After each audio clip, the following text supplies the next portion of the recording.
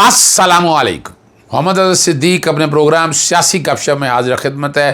अप्रैल 19, 2024 और जुमे का दिन है।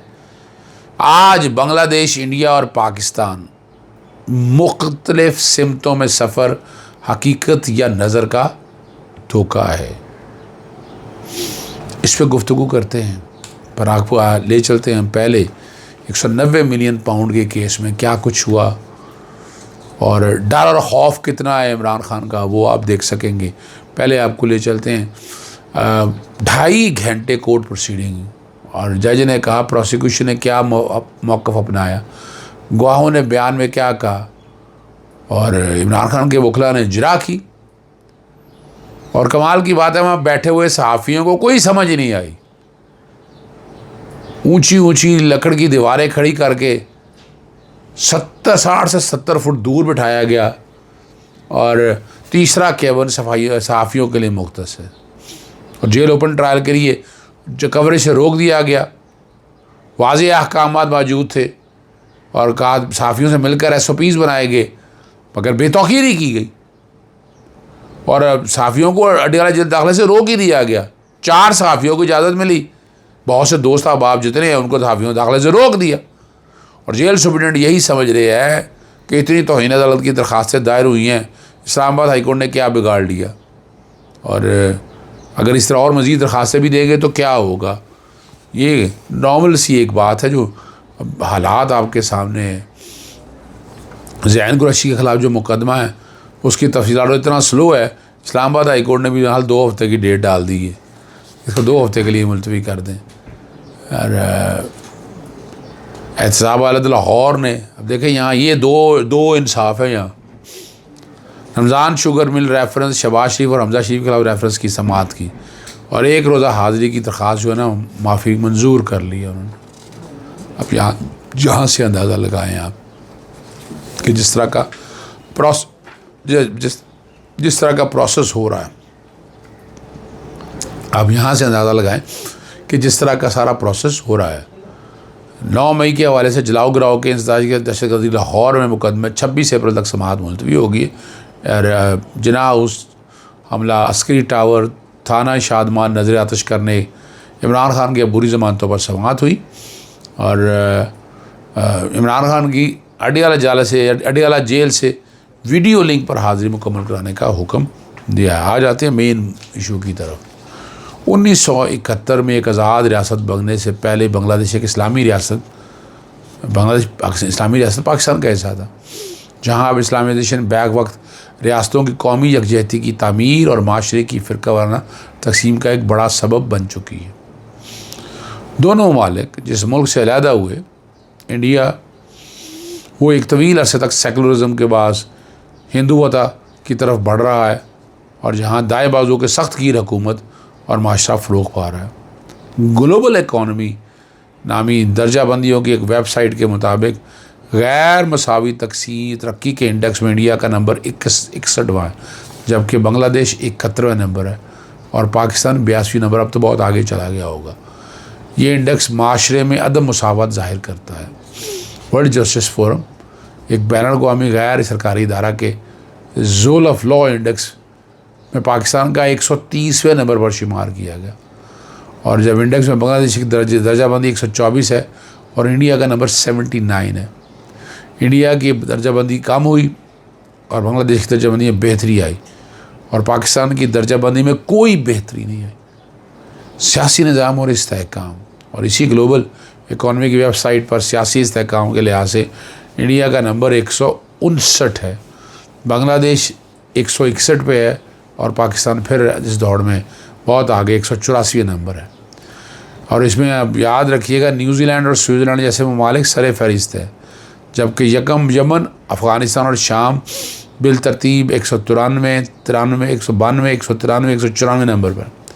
कमज़ोर रियासत की दर्जाबंदी के लिहाज से इंडिया का नंबर 63 है, जबकि बांग्लादेश 37 पे और पाकिस्तान का 27 नंबर पे। अब तो और नीचे आ गया होगा इस दर्जाबंद की। यमन, सोमाली और शाम जैसे ममालिक आते हैं, जबकि आखिर में आइसलैंड, फ़िनलैंड और नॉर्वे आते हैं। अक़वाम मुत्तहिदा के 193 ममालिक की तरक्की के एक जायज़े के मुताबिक جو اسٹیٹسیبل ڈیولپمنٹ سسٹینیبل جو کہ سسٹینیبل ڈیولپمنٹ رپورٹ 2021 میں شائع ہوئی، پاکستان کے 129واں نمبر، انڈیا 120 اور بنگلہ دیش 109۔ اس رپورٹ میں فن لینڈ، سویڈن اور ڈنمارک جیسے ترقی یافتہ ممالک سر فہرست ہیں، جبکہ صومالیہ، چاڈ اور ساؤتھ سوڈان کے نام فہرست میں نیچے آتے۔ ریاست کی سلامتی کو خطرے یعنی جو سیکیورٹی کے خطرات کی درجہ بندی میں پاکستان کا 27واں نمبر ہے۔ کہاں ہے یہ؟ بنگلہ دیش 37 اور انڈیا 62 نمبر ہے۔ اس درجہ بندی میں سر فہرست افغانستان، لیبیا اور مالی ہیں، جبکہ سب سے نیچے سنگاپور، پرتگال اور سلوینیا کے نام آتے ہیں۔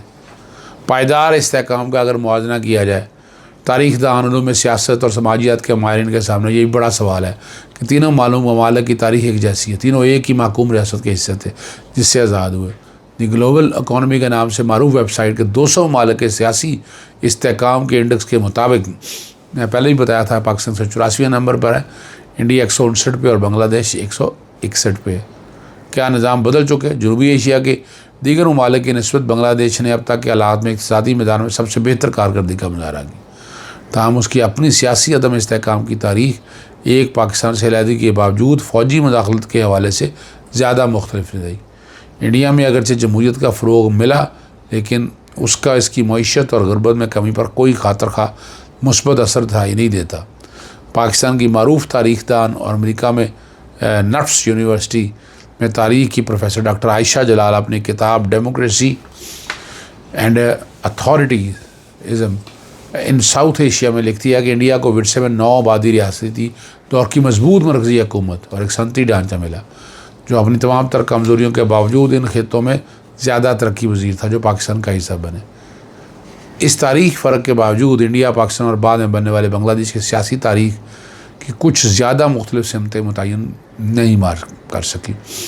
اب 3 ممالک، 3 ماہرین، ان تینوں ممالک سے آزاد تحقیق اور دانشوروں سے چند سوالات کیے گئے۔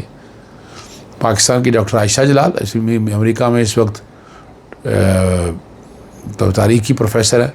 بنگلہ دیش میں رکھنے والے پروفیسر علی ریاض، جو امریکہ کے ایلمنائی اسٹیٹ یونیورسٹی میں علوم سیاست کے پروفیسر اور نان ریزیڈنٹ سینئر فیلو ہیں، اور اپنے انڈیا کے اکار پٹیل، ایمنسٹی انٹرنیشنل انڈیا کے سابق سربراہ اور انڈیا میں انتہا پسندی پر محقق اور prize of the movie year کے مصنف ہیں۔ 1971 کی جنگ کے بعد اب جو سوال اٹھائے گئے ہیں اس کا جواب میں کوشش کرتا دیتا ہوں۔ 1971 کی جنگ کے بعد مشرقی پاکستان کے بعد بنگلہ دیش بنتے اس وقت اقتصادی حالت مغربی پاکستان کی اقتصادی حالت سے بہتر نہیں لگتی۔ پھر ایسا کیا ہوا کہ آج بنگلہ دیش کی معیشت پاکستان سے بہتر ہوگی اور GDP فی کس آمدنی کے لحاظ سے انڈیا سے بہت بہتر ہوگی؟ اب عائشہ جلال نے جو اس پہ کہا ہے کہ اس معاملے پاکستان، مشرقی پاکستان اور مغربی پاکستان میں لینڈ ریفارم زیادہ بہتر اور مؤثر تھی۔ مغربی پاکستان میں بالادست سماجی طبقہ اور ریاست کے مختلف اداروں، ملٹری اور بیوروکریسی کے درمیان تعلق نے اس بات کو یقینی بنا دیا کہ اول ذکر کی اقتصادی مراحل اس کمپنی میں جونیئر پارٹنرز کے طور پر برقرار رہیں جو اس وقت پاکستان کو چلا رہی تھی۔ اور پروفیسر ریاض علی کہتے ہیں GDP کی شرح نمو کو اقتصادی ترقی کی پیمائش کے لیے ایک بہترین معیار نہیں سمجھنا چاہیے۔ ترقی کے معیار کو انسانی ترقی اور انسانی حقوق کے تحفظ کو شامل کرنے کے سمجھنے کی ضرورت ہے۔ فوجی اور سول رہنماؤں کے درمیان طاقت کی کشمکش اور ان دونوں کے بین الاقوامی امداد دینے والے اداروں پر انحصار نے ان ملک کی پالیسیوں میں تبدیلی کی کوشش کی۔ اکار پٹیل کہتے ہیں بنگلہ دیش نے اپنی معیشت میں مینوفیکچرنگ کے حصے میں اضافہ کیا، یہ ایک اہم بات ہے کیونکہ اس سیکٹر میں بہت سارے لوگوں کو ایسا روزگار ملتا ہے جس سے زیادہ ہنر کی ضرورت نہیں ہوتی۔ یہ دیکھ لیں آپ، سیکیورٹی ریاست پہ پاکستان کو ہمیشہ سیکیورٹی ریاست کے طور پر سوچا گیا، جس کے نتیجے میں وہاں سیکیورٹی اسٹیبلشمنٹ کی ضرورت سے زیادہ طاقتور ہوگی، یعنی فوجی بالادستی ہوگی۔ لیکن بنگلہ دیش میں اس کی آزادی بخش شیخ مجیب جیسے مضبوط سویلین سیاسی قیادت کے باوجود فوجی بالادستی کیسے پیدا ہوگی؟ ڈاکٹر اشلاق اس کی وجہ یہ تو یہ ہے کہ بنگلہ دیش کی فوج کی اپنی نوعیت ہے، جس میں کچھ ایسے افراد بھی تھے جنہوں نے آزادی کی جنگ میں شرکت کی اور کچھ نہیں کی تھی۔ پروفیسر ریاض کہتے ہیں سویلین قیادت کی مضبوطی اپنے تئیں فوجی مداخلت کو روکنے کی ضمانت نہیں ہوتی۔ اصل بات تو یہ ہے کہ عادت ان اداروں کی نوعیت کیا ہے جو فوجی مداخلت کو روکنے کی صلاحیت رکھتے ہیں۔ سویلین لیڈروں کا درجہ بدرجہ آمرانہ طرز حکمرانی اتھارٹیزم کی سمت بڑھنے کی وجہ سے بنگلہ دیش میں فوجی مداخلت کی گنجائش پیدا ہوئی جو سن 1990 تک جاری رہی۔ اور آخر پٹیل کہتے ہیں بنگلہ دیش کی سیاست سن 1947 کے بعد سے لے کر 1971 تک سے پہلے تک اس طویل عرصے میں مغربی پاکستان کے زیر تسلط رہنے کی وجہ سے کم ترقی رہی۔ فوج اس ریاست کا سب سے زیادہ ترقی یافتہ ادارہ تھا۔ اس کی قیادت نے جو فیصلہ کیا پوری ریاست پر قبضہ کر لیا۔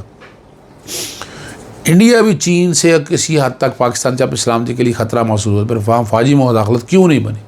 اس میں ڈاکٹر عائشہ کہتی ہیں کہ اس کے جواب کے لیے آپ کو میری کتاب democracy and authoritarianism in South Asia کو دیکھنا ہوگا۔ جیسا کہ میں نے کہا تھا، اس کے عام اسباب میں تو ایک یہ ہے کہ کانگریس جب ایک مرکز میں اقتدار ملا تو وہاں ایک مضبوط نظام حکومت موجود تھا، جبکہ پاکستان میں ایسا ڈھانچہ نئے سرے سے تعمیر کرنا تھا۔ پروفیسر علی ریاض کہتے ہیں بیرونی خطرات تنہا کبھی بھی فوج مداخلت کا سبب نہیں بنائے، تاہم جب فوج سمیت ملک کے سیکورٹی کے اداروں سے ایک خاص حیثیت حاصل کرنے کے لیے ایک جواز کے طور پر ضرور استعمال کرتے ہیں، جو پھر حالات کی سمت کا تعین کرواتا ہے۔ انڈیا کے سویلین ادارے اور پاکستانی سیاسی جماعتیں اتنی طاقتور تھیں کہ انہوں نے فوجی عدالت کو محدود رکھا، جبکہ پاکستان میں اپنے آغاز سے ہی فوجی مداخلت کو روکنے سے ناکام رہا۔ اور آخر پٹیل کہتے ہیں انڈیا 1947 سے پہلے سے کافی ترقی یافتہ تھا اور بعد میں بھی قومی ترقی میں کانگریس کی وجہ سے بہترین کارکردگی دکھاتا رہا، اس لیے یہاں فوج کو اتنے مواقع نہ مل سکے۔ اس کے بعد انڈیا نے جس طرح کا نظام تشکیل دیا، اس میں فوج کو سویلین بیوروکریسی کے تابع رکھا گیا۔ پاکستان اور بنگلہ دیش دونوں اس طرح کا نظام تشکیل نہ دے پائے۔ سیاسی استحکام پہ کیا سوال آئے اور کیا جواب دیتے؟ وہ کیا بنیادی اثر کا جس وجہ سے انڈیا کا مستحکم جمہوری نظام، آئین کی حکمرانی اور مستحکم سیاسی فروغ پایا؟ انڈیا میں ایک مربوط اور مضبوط سیاسی جماعت پہلے ہی موجود تھی اور اس میں فوجی مداخلت کی کوئی تاریخ نہیں تھی، لہٰذا اگر ایسا ہوا تو اسے تبدیل کرنا مشکل ہوگا۔ اور پروفیسر علی ریاض کہتے ہیں جیسا کہ میں نے پہلے عرض کیا کہ مضبوط ادارے جمہوریت کے محافظ ہیں، اب تک انڈیا سلسلے میں کافی کامیاب رہا ہے۔ 2014 میں انڈیا میں ادارے کمزور ہو گئے، جس کے نتیجے میں جمہوریت بتدریج کمزور ہوتی جا رہی ہے۔ اب انڈیا کو ایک منتخب عملیت کے طور پر بیان کیا جا سکتا ہے۔ اور آخر پٹیل کہتے ہیں انڈیا میں 3 دہائیوں تک کانگریس کے طویل اقتدار میں رہنے اور اس کے اندرونی قیادت کے استحکام کی وجہ سے آئین جمہوریت مضبوط ہوئی، اگرچہ اقتصادی اور دیگر میدانیوں کی کارکردگی تنقید کی جا سکتی ہے، تاہم سیاسی حالات سے معاملات کافی حد تک بہتر طور پر چلائے گئے۔ یہ نظام ایک مستحکم صورت اختیار کر چکا ہے، اگرچہ حال ہی میں ہونے والی پیش رفت باعث تشویش ہے۔ اگر دوسری طرف دیکھا جائے تو پاکستان کا سیاسی نظام ہمیشہ خطرے میں رہا۔ کیا پاکستان میں انڈیا جیسا استحکام پیدا ہو سکتا ہے، خاص کر ایسے حالات جبکہ اس خطے میں کئی قسم کے مسائل کا سامنا؟ ڈاکٹر عائشہ جلال کہتے ہیں یہ تو ممکن تو ہے، لیکن پاکستان کے خطے کی طاقتوں کے بارے میں اپنی پالیسی کا مکمل طور پر از نو جائزہ لینا ہوگا اور ملک میں ایک مضبوط اور طاقتور وفاق بنانا ہوگا۔ پروفیسر کہتے ہیں پاکستان میں جمہوریت کے فقدان میں علاقائی حالات کا کردار برائے نام ہے۔ اصل وجہ فوج کے غیر متناسب طاقت اور اثر و رسوخ، کمزور ادارے اور سیاسی جماعتوں کا مسلط والی پالیسی پر راضی ہونا اور اشرافیہ کا تحفظ دینے والے ڈھانچے کا بھی ملک میں ایک سیاسی عدم استحکام کے اسباب ہے۔ یہ بڑی اہم بات کی ہے۔ ان تینوں مستقبل میں تینوں ممالک کے معاشروں میں نسلی فرقہ وارانہ اور کمیونیکل دڑاروں کا مستقبل کیا ہے؟ ڈاکٹر عائشہ کہتے ہیں یہ جنوبی ایشیا کی ان ریاستوں کے مستقبل کو تشکیل دینے کے لیے اپنی تبدیلیوں اور مختلف تربیت کے ساتھ جاری و ساری رہی اور برقرار رہیں گی۔ پروفیسر علی ریاض کہتے ہیں کاش اس بارے میں پر امید ہوتا، لیکن میں نہیں ہوں۔ اس قسم کی تقسیم جان بوجھ کر پیدا کی گئی، یہ بڑی زبردست بات کی اور ان کا سیاسی مفادات کے لیے استعمال کیا۔ جنوبی ایشیا کی ریاستیں اپنی اقلیتوں کو تحفظ دینے میں بری طرح ناکام رہی ہیں۔ اور آخر پٹیل نے کہا ہے میں آنے والے وقت ان تینوں معاشروں میں سیکولر اور تکثیریت کا مستقبل دیکھ رہا ہوں۔ میرا خیال میں آئندہ 2-2.5 دہائیوں میں ایسا وقت آ سکتا ہے۔ بنگلہ دیش جنوبی ایشیا کی سب سے جوان ریاست ہے، لیکن اس کے فیکس مجموعی پیداوار اور پاکستان سے کئی فیصد اور اپنے سے کئی بڑی ریاست انڈیا سے بھی زیادہ ہے۔ اس وقت بنگلہ دیش جنوبی ایشیا کی ایک سیکولر ریاست کے طور پر ایک تیز سی ترقی کرتا اور ملک سمجھا جا رہا ہے، جس کی وجہ سے اس میں ایک سیاسی استحکام نظر آ رہا ہے۔ کوشش کی ہے تقابلی ادارہ آپ تک پیش کر دیں۔ اجازت چاہتے ہیں۔ السلام علیکم، اللہ حافظ، پاکستان زندہ باد۔